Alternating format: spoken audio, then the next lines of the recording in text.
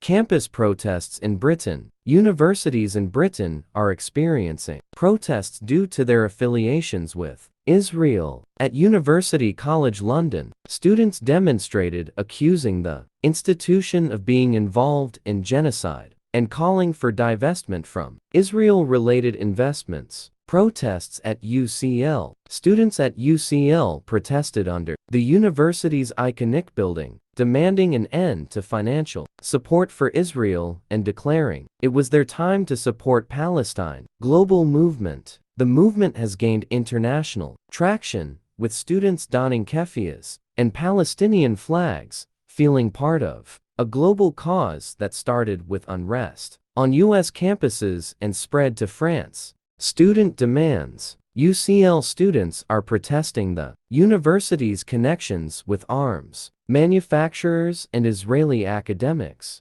demanding an end to these relationships. Solidarity with American protesters. British students express solidarity with American protesters, emphasizing that the heart of the movement is the situation in Gaza and Palestine. Protests in Paris. In Paris, students at Sciences Po University protested by blocking an entrance, refusing to leave even after police intervention. Nancy Pelosi's Oxford visit. Nancy Pelosi's visit to Oxford University was disrupted by pro-Palestinian protesters, leading to police intervention. Call for militant action. Activists are distributing materials, advocating for more militant actions, such as occupying universities and other institutions. Student activism in Britain. There is concern that security measures may hinder student activism in Britain, with students being the driving force behind the pro-Palestinian movement. Columbia University influence. The protests at Columbia University have inspired similar actions across the U.S., highlighting issues with student activism, repression, spread of unrest in the U.S.